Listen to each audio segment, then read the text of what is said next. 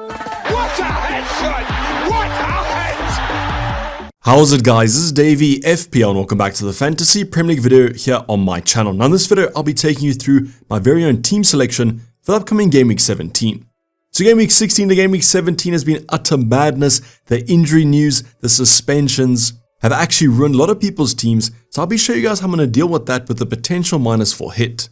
So obviously the big news is all about Erling Haaland at this current stage, or at least when I'm recording this video, no concrete news, and I don't exactly know if we'll get any before the Game Week 7 deadline. But nevertheless, I'll be going through my transfer plans and my actual team selection after a review of Game Week 16. So if that's something you guys are interested in, sit back, relax, and let's get straight into it. So Game Week 16 was at least a good game week before this utter mess that Game Week 17 potentially could be, and we got a nice green arrow to about the 315k mark. So that was thanks to 57 points scored and a game week rank of 1.6 million, and for the future game week I have 1 free transfer and 1.5 in the bank for a nice upgrade. In the comments down below, how did your game week go? Was it a red arrow? Was it a green arrow? And where are you guys sitting in the overall ranks? So let's go over a quick review, starting off with the bench, and this week 2 bench options were actually required. That was Dubravka and also Archer. So unfortunately both these 2 options ended up blanking. Dubravka only got some save points from that 4-1 loss, and Archer, although he created a ton of chances, there was no FPL points for that. Other than that though, Charlie Taylor got a yellow card for his suspension, and Gay conceded 2 late goals to Liverpool after going down to 10 men. The reason Dubravka's coming off the bench is because Areola wasn't even in the squad. There was a chance he could actually be fit, but he wasn't, which was a blessing in disguise as West Ham conceded 5 goals. So at least Areola will be coming back between the sticks, I do believe, after this poor performance from Fabianski, but do we actually want him to be a net? At least he got 0 and not -1 like Lascelles in our backline. This was thanks to conceding 4 goals to Spurs as well as a yellow card, so I just wish I played Taylor or Gay. Gabriel and Saliba also ended up blanking after that 1-0 loss to Aston Villa, but at least they got 2 points and not -1. Now midfield department at least got us some points. Well, the left hand side did. Our vice captain Mo Salah became our captain because of the Erling Haaland injury, and he got 13 points doubled to 26. Now, not the best game for Mo Salah, got a deflected goal and a world-class assist for that Harvey Elliott goal, but I'll take those points and those Campsey points any day of the week. Then Heung-min Son had a massive performance, 2 assists against Trippier as well as a penalty goal, so we finally know who's on penalties for Spurs. So I just hope that you guys had either Son or Salah as your vice captain, because if you didn't, it was a pretty low scoring game week for everyone else.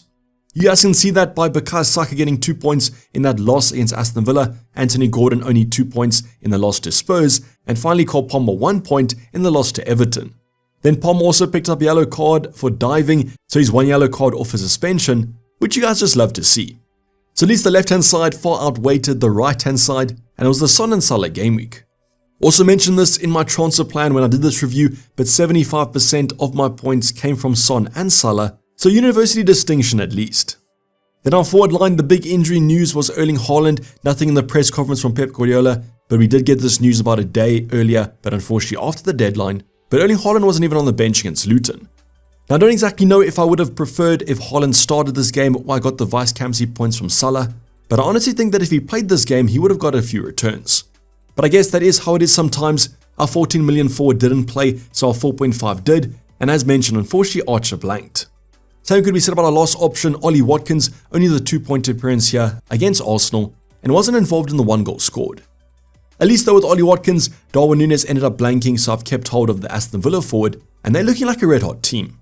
But Game Week 16 definitely a weird game week on the cards, only 2 players ended up returning. Role models I guess for the rest of them.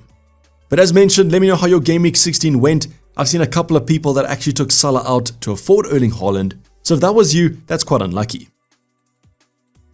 But now let's head on to our actual transfer plan for the upcoming game week, and what I first want to clarify is I'm actually recording this video earlier. I'm recording this on Tuesday afternoon, and that's because I'm actually going away this weekend.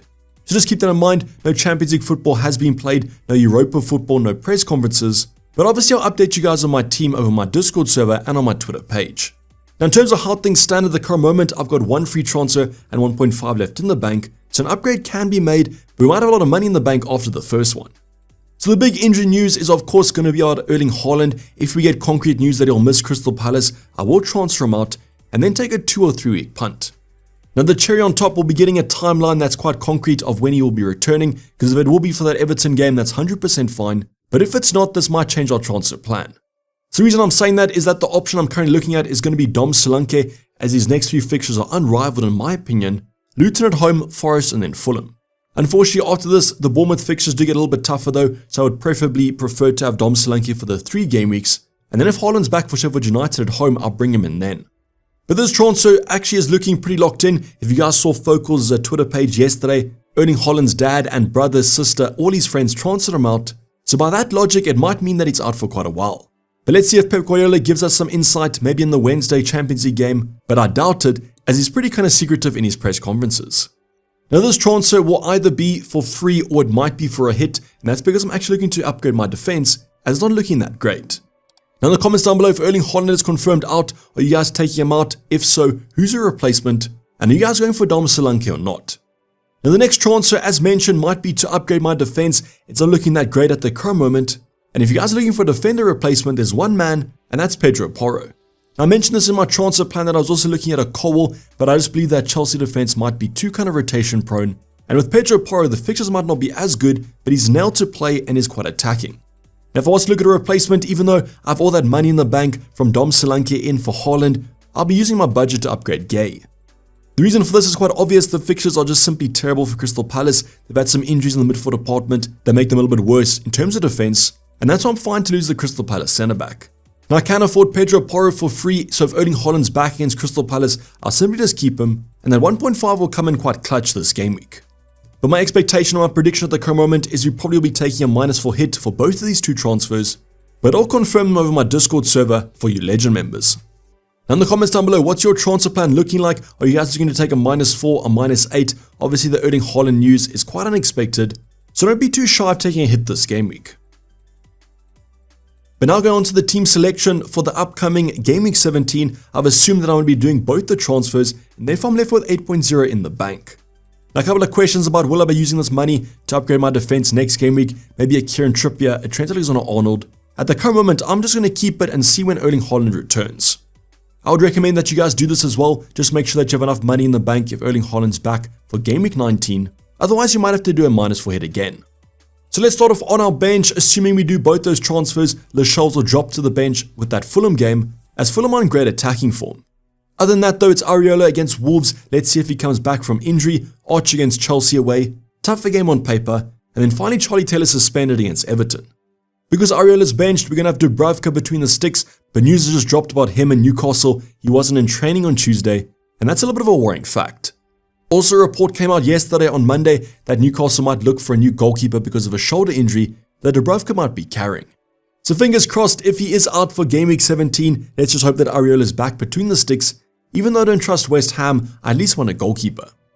Now back 3 will consist of our new transfer in Pedro Porro against Forest away. This is a great game on paper even though Spurs defense hasn't been that secure, and at least Porro offers that attacking threat.